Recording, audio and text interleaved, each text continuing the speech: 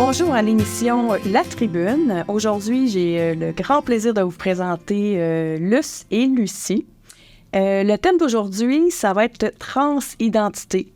Donc, bienvenue à vous deux, Lucie. Bonjour. Luce. Bonjour, merci. Je suis vraiment très contente de pouvoir parler avec vous autres pour démystifier qu'est-ce que la transidentité. Donc, pour débuter, c'est sûr qu'on va parler à Lucie. Lucie, qui autrefois était plutôt nommée Luc. Donc, j'aimerais que tu puisses nous parler un peu de Luc en tant qu'enfant. D'accord. Bien, moi, je suis né dans les années 60, donc une époque où on avait encore, comme on dit, une emprise religieuse sur les familles, puis c'est une époque où il y avait beaucoup de préjugés dans la société, entre autres les préjugés par rapport aux homosexuels. Donc, les gens vivaient dans un contexte assez, comme on dit, contrôlé. Puis, on n'était pas vraiment, comme on dit, on pourrait dire, dans l'ouverture sociale par rapport à beaucoup de particularités.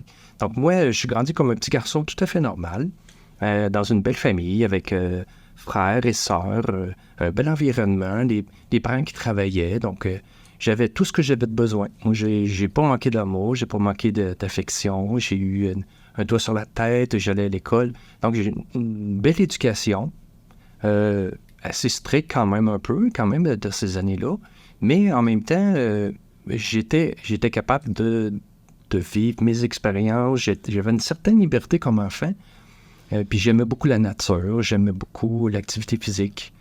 Mais par contre, j'étais assez individuel. Donc, j'étais une personne individualiste. Oh, OK. Donc, j'étais une personne qui aimait ça être seule, ou souvent avec mes frères, avec mon frère ou avec mes soeurs, ou avec quelques amis, mais pas, je me suis jamais tenu en gang. Un cercle plus fermé et choisi, je dirais. C'est ça? C'est exactement ça. Donc, j'étais une personne qui était plus réservée, même timide, je dirais.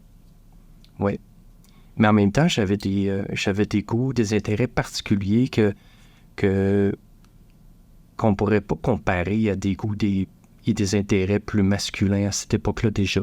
Tu vois, j'aimais beaucoup garder des enfants. Dès l'âge de 12 ans, j'aimais ça, garder des enfants. Puis j'avais comme un sentiment naturel, une attirance vers les enfants pour prendre soin des enfants, les pouponner. Vraiment, j'avais comme un filon relationnel avec l'enfant qui était naturel, puis c'est venu très tôt dans moi. On peut dire un aspect maternel, de materner. Je pense que c'est ça. Aujourd'hui, je peux dire ça parce que j'ai eu 3 enfants, puis que c'est exactement ce qui s'est passé.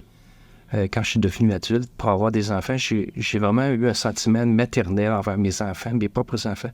Puis ma conjointe en est témoin et elle me laissait vraiment toute l'ouverture d'être moi-même. Pour toi, à cette époque-là, il y avait cet aspect maternel, d'avoir le besoin, l'élan de materner un petit peu les plus jeunes et tout ça. Dans tes pensées et tout ça, est-ce que tu sentais, je dirais, une différence dans ce qui pouvait être le rôle des petites filles, dans le rôle qui était attendu, je te dirais, par le monde des adultes, la société en général?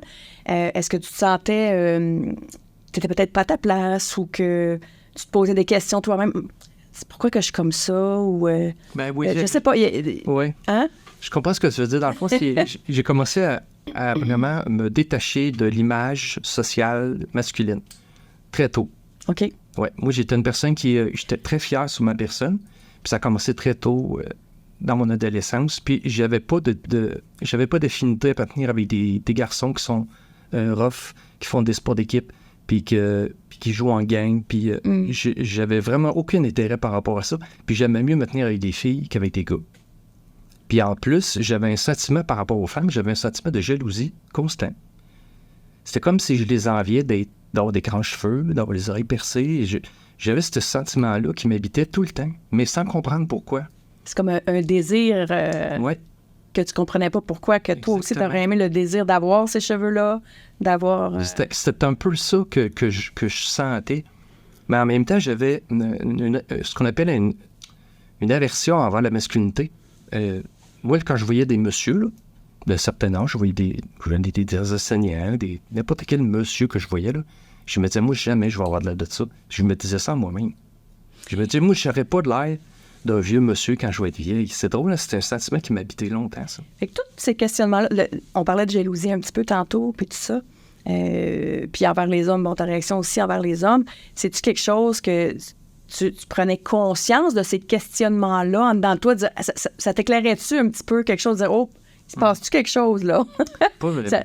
Pas à ce stade-là. La seule chose que je savais te dire, c'est que j'étais pas un garçon comme les autres. OK. Puis ça a déteint sur toute ma vie. Mais tu sentais peut-être une espèce de manque en dedans de toi ou quelque chose ou une incompréhension? C'est dur à dire. J'ai comme l'impression que je faisais un peu de déni parce que, tu sais, je me posais pas vraiment toutes ces questions-là, puis j'allais dans le faire. Donc, au lieu d'être, je faisais plein de choses. Tu sais, j'étais perfectionniste, j'étais très organisé, j'aimais ça faire des constructions. Dans le fond, ce que je faisais, c'est que je trouvais toujours des hobbies ou des passions pour occuper mon esprit, pour pas réfléchir. Mais ces hobbies et passions-là que tu faisais, est-ce que c'était vraiment par plaisir pour toi-même ou pour ce que les gens attendaient, que tu pensais que les gens attendaient de toi? Tu vois la nuance? C'est un peu des deux, je dirais. Un peu des deux. Oui, parce que quand, mettons, on partait en camping la fin de semaine, ben moi, j'organisais la tente roulotte, puis je donnais un gros coup de main dans l'organisation. J'ai aidé ma mère, mon père qui travaillait beaucoup. Puis j'aimais ça faire ça, puis j'avais vraiment une facilité à le faire. Puis ma mère, elle me récompensait, tu sais. Et j'avais quand même ce qu'on appelle une reconnaissance. Quand j'ai commencé à faire de la course, j'étais adolescent. Je performais en même temps, je m'entraînais, puis les gens me valorisaient dans ce que je faisais, mais j'aimais ça. Mm-hmm. C'est comme quand j'ai commencé à jouer de la guitare, ben les gens aimaient ça que je chante. Fait que je chante des chansons. Okay. Mais en même temps, je vivais un retour, c'est-à-dire le retour des autres sur moi, le regard qu'ils ont par rapport à ce que je fais, mais c'était quand même une passion pareille. Ouais. Cet aspect-là d'être dans le brouillard un petit peu, ça s'est révélé quand pour toi? C'est quand que c'est devenu un petit peu plus évident qu'il se passait quelque chose, que là, c'était plus cohérent? C'est plus vers la vingtaine.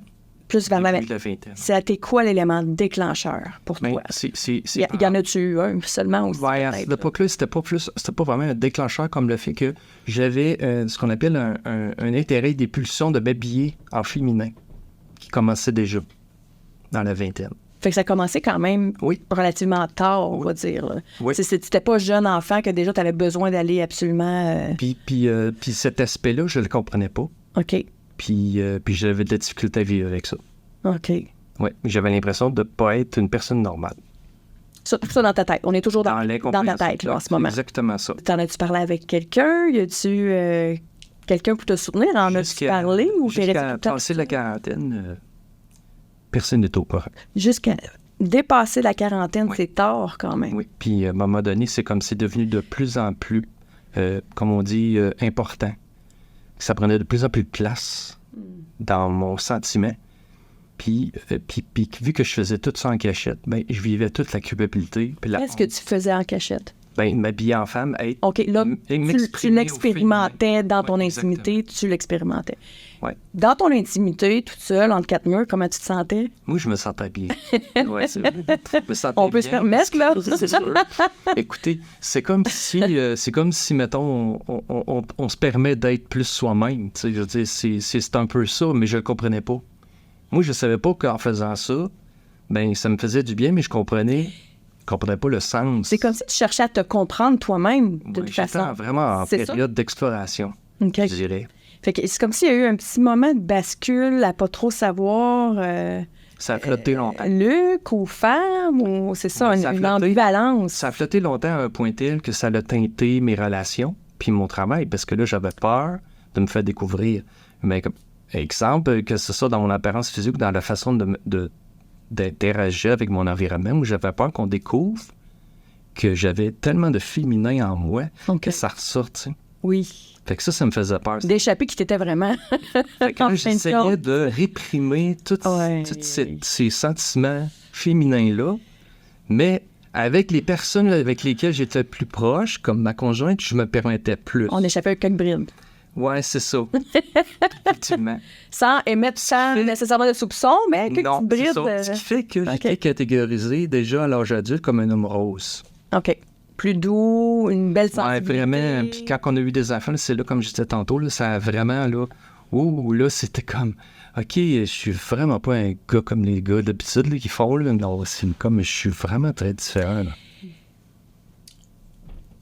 C'est un sujet délicat, mais je trouve qu'il est super important à toucher pour les gens en général qui peuvent vivre la même situation. Tout ça, ton parcours n'a pas toujours été facile. Comme tu disais, à un moment donné, on se cherche, on se sent oppressé, c'est comme quelque chose qui veut la cocotte minute, hein, ça veut... La pression monte. C'est ça, tu sais, ça veut exploser tout ça. J'en arrive à te poser une question, si je peux me permettre. Tu as eu un moment donné où est-ce qu'il y a eu des idées suicidaires? Est-ce que ça peut aller jusque-là? Oui, malheureusement. Puis ce qui est dommage, c'est que j'aurais pu m'enlever la vie, puis personne n'aurait jamais su pourquoi. Les vraies raisons, dans le fond. Puis dans le fond, à la quarantaine, j'ai commencé à faire des dépressions, des burn-out qu'on appelait dans le temps. Puis j'ai commencé à être médiqué. Puis là, j'ai commencé à vivre de l'anxiété. J'avais des problèmes de sommeil, donc ça me créait de l'anxiété, puis qui me créait des problèmes de sommeil. Puis là, je faisais des dépressions, puis j'étais pas capable d'en parler en thérapie. Puis j'ai fait beaucoup de thérapie dans ma vie pour essayer de régler plein de choses. C'était important de le faire, mais en même temps, j'étais pas capable de parler de Lucie en thérapie. J'étais pas encore rendu là parce que j'avais aucune référence, que ce soit documenté, scientifique ou visuel ou sonore ou n'importe quoi. J'avais aucune référence de c'était quoi. Je savais même pas si existait le mot Tu te trans. pensais extraterrestre à ce moment-là. Voilà, j'étais plus un extraterrestre qu'une personne trans, malheureusement. T'avais peur qu'on... J'étais dans le déni. Ouais. C'est ça que je faisais. Déni, mais mal informé aussi. Pour l'époque, il oui. manquait d'informations. Comme on disait tantôt, il y avait un manque de repères, de modèles un petit peu aux alentours et tout ça. Effectivement. Est-ce que tu crois que si on revenait dans le temps un peu, si tu avais réussi à en parler un peu plus tôt de Lucie, penses-tu que ça l'aurait évité les idées suicidaires? Oui. Ça, c'est documenté scientifiquement par des études. C'est que les personnes trans qui réussissent à faire leur coming out soulagent la pression qui est due à la dysphorie puis au fait qu'ils sont complètement enfermés puis ils s'empêchent d'exister. Donc, quand tu n'existes pas, tu t'empêches d'exister. Tout ce qui te reste à faire, c'est de te suicider. Donc, oui, ça libère, ça sauve des vies de faire une transition. Parfait. Effectivement. Donc, juste pour continuer avant de m'en venir vers toi, Luce, Oui. j'aimerais peut-être juste, Lucie, que tu nous démystifies un petit peu. Ben déjà, peut-être donner une petite définition de qu'est-ce que la transidentité, puis démystifier l'orientation sexuelle, l'expression de genre, tout ça, tu vois, je te peux... On est souvent mêlés dans tout ça. Donc, juste définition de transidentité. La transidentité, en fait, c'est de passer de ce qu'on appelle une définition de soi masculin vers le féminin, vers ce qu'on appelle la non-binarité, un peu des deux, ou ni un ni l'autre. Donc, aussitôt qu'une personne ne s'identifie pas au genre qui lui a été signé à la naissance, dans mon cas, c'est garçon. Du corps physique. Parce que le corps physique, c'est garçon coché par le médecin à la naissance. Aussitôt que la personne ne veut plus s'identifier à ce genre-là, on l'appelle une personne trans. Mais ça peut être n'importe où sur un continuum, du masculin vers le féminin. Donc, ça peut être très féminin, pas du tout féminin, ou ni un des deux. C'est pas à cause qu'un homme devient une femme ou qu'une femme devient amoureux ou en attirance sexuelle du même ou de l'autre sexe. Ouais, c'est bien mélangé, ça peut être... Toutes les options sont là. Effectivement. Je sais pas si j'ai été claire. J'ai vraiment pas été claire, j'ai l'impression. Mais... Comme moi, je suis une personne cisgenre, CISGENGRE. Cisgenre, ça veut dire que moi, je suis bien avec mon genre assigné à la naissance, OK? Mais avant, j'étais hétérosexuelle, j'aimais un homme. Mais maintenant, je suis lesbienne. Mais je pourrais dire aussi que je suis pansexuelle parce que j'aime la personne, peu importe son genre. En fait, tout le monde est pansexuel. Forcément, dans le sens, j'ai envie de dire, je sais pas si je peux me permettre de dire ce terme-là, mais à quelque part, tout le monde qui a un amoureux, une amoureuse à côté, c'est à la base parce qu'il est supposé avoir de l'amour. C'est ça, tout à fait. Fait qu'on est toutes pas à la base, au moins. Au sexe, moi, c'est Non. ça. Ah, tu veux dire, tu comprends, ça commence C'est par, ça. Oui. Tout à fait. Bref. OK, on a parlé de Luc, du parcours un petit peu et tout ça. Maintenant, j'aimerais savoir votre rencontre à vous deux, vite fait. Comment que ça s'est fait à l'époque? OK. Ben moi, j'ai étudié encore à l'université. Puis restait une session. Puis j'étais en visite à Val-d'Or, où est-ce que ma famille habite. Puis j'ai rencontré Luc, en fait, à Val-d'Or. Puis c'est là que ça a commencé, notre histoire d'amour. Puis on a été séparés quand même plusieurs mois, mais elle m'écrivait il m'écrivait à tous les jours. Puis il venait me voir une fin de semaine sur deux. Puis là, je voyais qu'il était vraiment sérieux. J'ai dit OK, parce que là, je ne savais pas si ça allait vraiment ouvrir dans... Étant donné que j'avais pas eu vraiment de bonnes expériences dans le passé avec les hommes, je n'étais pas certaine si c'était encore quelqu'un qui était pour moi. Tu comprends? Un petit peu en mode méfiance. C'est ça, j'étais encore en mode méfiance. Puis, mais finalement, il a réussi vraiment à me donner confiance, puis tout ça. Puis là, on habitait ensemble pendant 5 ans, on était en couple. Puis ça allait très bien. Puis là, c'est là qu'on a décidé d'avoir des enfants. Combien d'enfants vous avez eu? On a 3 enfants. 3 bons enfants. On a notre fille, Lisanne, notre garçon Léo et Louis. OK. Lisanne, elle a aujourd'hui 27 ans, Léo a 25 ans et Louis a 23 ans. Donc, toi, t'as jamais soupçonné cet aspect-là de Lucie? Jamais. Moi, en fait, mes amis m'enviaient parce qu'ils disaient « Oh, c'est bien, toi, t'as un homme rose, il fait tout dans la maison. » Parce qu'il veut pas, il s'occupait des enfants comme une mère. Il y avait des qualités féminines développées. Il cuisinait, il faisait le ménage. Mais, tu sais, c'est ça. Alors, tu sais, déjà, en partant, je voyais que c'était pas un homme comme les autres hommes que je connaissais. Plus attentionné. Plus attentionné, plus présent. Puis avec les enfants aussi, il a toujours été proche des enfants énormément. Fait que là, veut pas, on était une famille heureuse, unie, très unie. Tout semblait bien aller. Là. Tout semblait bien aller. Jusqu'au jour où est-ce que j'ai trouvé ses vêtements dans le garde-robe. C'est ce qu'on appelle réellement sortir du garde-robe, là. Oui. Ah, littéralement. Oui. OK. Est-ce que tu étais là à ce moment-là? Oui. Comment ça s'est passé? Bien, en fait, moi, je cherchais un soulier. Puis habituellement, je fais toujours le ménage sur mon côté, pas son côté à lui, là. Fait que là, j'ai dit, tout d'un coup que le soulier est là, dans le garde-robe. Mais là, je trouve un sac, des accessoires de femme, du maquillage, une perruque, des vêtements. Mais c'est quoi ça? Là, je comprenais pas. Fait que lui arrive en arrière de moi, il dit, est-ce que tu as besoin d'aide? J'ai dit... tu savais que c'était là, elle était dedans, là, tu savais, là. J'ai dit, je prends le sac, j'ai dit, c'est quoi ça? Fait que là, il dit, mes affaires. Oh! Et voilà. Pouf. Puis une semaine avant, nous, on avait appris que quelqu'un dans notre entourage était transgenre. Alors, moi, tout de suite, dans ma tête, ça tournait vite, vite, vite. Là, j'ai dit, OK, qu'est-ce qui se passe, là? Là, Luc est parti dans le salon. Puis là, moi, je suis arrivée avec mon balai très énergiquement et je lui ai posé plein de questions, mais il voulait pas me répondre. Il dit, c'est pas le temps, c'est pas le moment. On va laisser les choses se déposer, puis bon. La poussière retombe un peu. Puis en plus, notre fils, il dormait encore dans sa chambre à côté. Nos garçons étaient encore chez nous. C'était plus délicat d'entamer la discussion. Là. Effectivement. Mais moi, j'étais en train de bouillir, là, moi, là. Ben oui. Je voulais savoir, là. J'étais curieuse. Qu'est-ce qui se passe? Puis j'étais fâchée parce que je me sentais trahie. J'ai dit, voyons. Comme si tu t'étais fait jouer dans le dos. Ah, effectivement, c'est ça que je lui avais dit à un moment donné. J'ai l'impression que tu m'as joué dans le dos.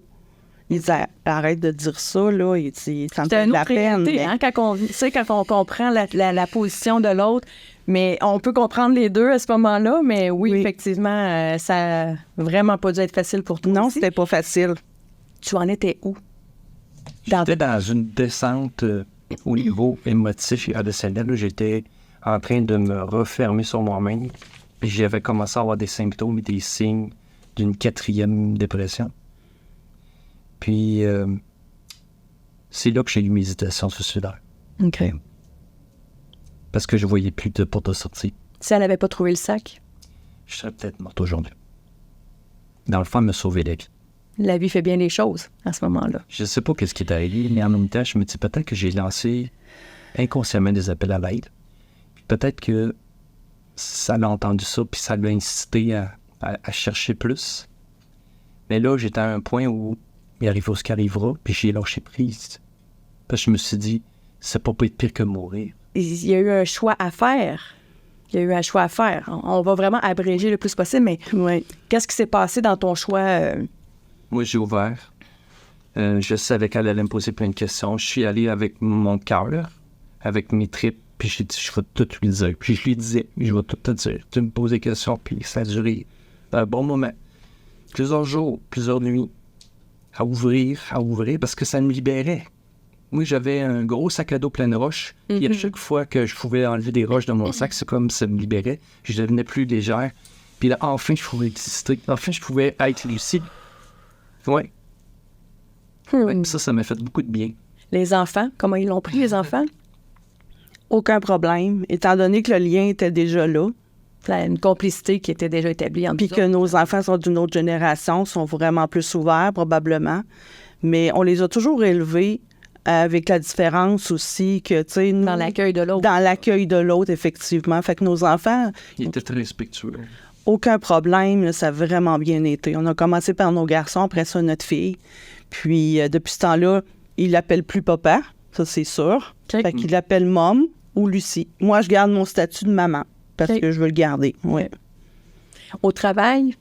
Moi, j'ai fait mon communauté au travail. OK. À l'école où je travaillais, comme éducatrice. Ça a bien été? Ça a super bien été. J'ai été accompagné par le syndicat, j'ai été accompagné par Transmauricie Centre du Québec. Ils ont fait des formations dans mon école, ils ont rencontré les élèves, le personnel enseignant. Après, je suis rentré à l'école. Madame Lucie est arrivée à l'école. Bel encadrement, hein? Bien fait. J'ai vraiment vécu une belle expérience de transition au travail. Puis c'est le fun parce que je peux en parler positivement. Puis c'est intéressant comme vécu.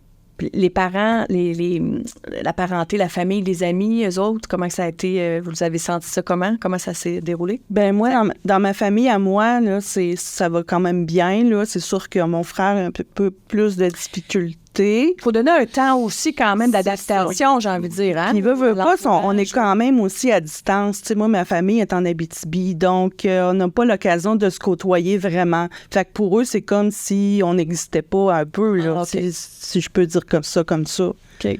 On fait pas partie de leur quotidien et donc ils peuvent pas vraiment commencer à nous poser des questions tout le temps. Là, puis parce que là, Luc a vécu tout un processus aussi. Oui. Une transition lente d'année après année et tout ça. Puis ça n'a pas été facile. Toi, tu as vraiment bien pris vite la situation. Oui. Très bien accepté ça et accueilli tout ça. Oui. Mais je me suis revirée de bord. Parce que moi, mon deuil, ça a duré 1 semaine. Okay. C'est incroyable. Oui. C'est incroyable. C'est très rapide.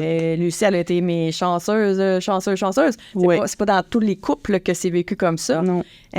Chapeau. Merci. Vraiment, ton attitude. Merci. Ton ouverture de cœur et d'esprit.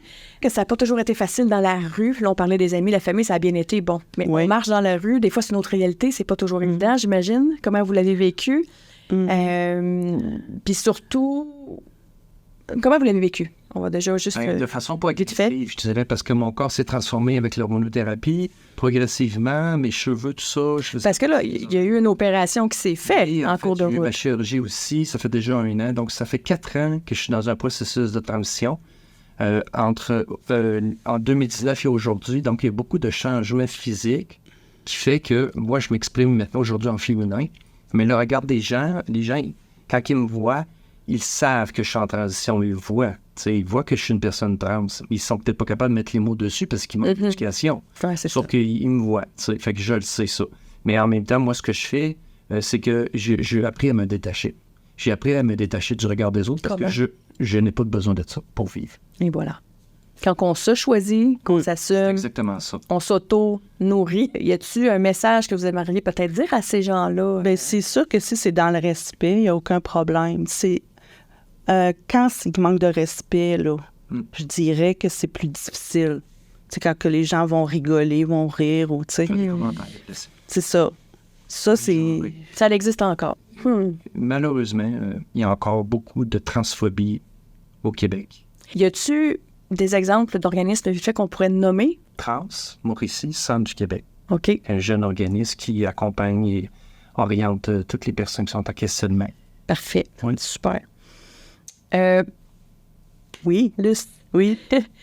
si tu avais su à l'époque, Oui. au début de votre relation, Oui. que Luc deviendrait Lucie, Oui. aurais-tu quand même fait le parcours? Je suis pas certaine. OK. Parce que à l'époque, c'était pas vu de la même façon. Puis, j'étais pas la même personne. Tu sais, j'avais, moi, beaucoup de préjugés, même envers les personnes homosexuelles. Mhm. Donc, ça aurait été vraiment trop difficile pour moi, là. Je crois que, dans le fond, notre couple n'aurait pas existé, puis nos enfants n'existeraient pas, malheureusement. C'est ça qui serait arrivé. Ça a été un processus pour tout le monde. Puis, je vais être honnête, là, tu sais, j'aimerais bien ça, faire la fille. Oh oui, ça, tu sais, je l'aime tellement. Mais tu sais, quand tu la connais pas, la personne, au début de la relation, c'est épeurant. Mais j'adore le mot que tu viens de dire, c'est connaître. Oui. C'est connaître. C'est, Oui. tu vois, justement, si ça, au départ, probablement que tu l'aurais pas fait, mais aujourd'hui, tu veux rester, tu as choisi de rester là. Oui, Qu'est-ce qui s'est passé? C'est entre les deux qui t'a permis d'être là aujourd'hui. effectivement. C'est t'as appris à connaître Luc. Oui, T'as appris à connaître Lucie oui. aussi. Puis, Hein? je peux te dire que c'est la même personne, mais en Ok. mieux. Parce qu'avant, Luc était malheureux. Puis moi, je pensais qu'il m'aimait plus, là. Quand moi, j'ai trouvé les vêtements là, dans le garde-robe, là, Mhm. moi, je pensais que c'était fini entre nous deux. Moi, je restais avec parce que je l'aimais encore. Mm. Mais là, quand j'ai remarqué, quand j'ai découvert Lucie, là, c'était une autre personne, en fait, une personne heureuse que j'avais devant moi. Donc, connaître. Moi, j'ai envie de dire aux gens à la maison, si les transgenres, peu importe les thématiques dans votre vie, les choses qui vous font peur, pour arrêter d'en avoir peur, c'est d'aller les voir, d'aller à leur rencontre, d'aller chercher de l'information, d'apprendre à connaître, justement, pour se rendre compte que finalement, hein, c'est pas si pire qu'on pensait, c'est même agréable. Ben oui. Donc, osez aller rencontrer vos peurs. J'ai envie de dire que ce soit si vos peurs, c'est une personne transgenre ou autre, foncez, allez-y. Oui. Donc, je vous remercie infiniment. On a déjà passé beaucoup de temps. Oui. Donc, merci à vous deux. Et à la maison, on se dit à bientôt.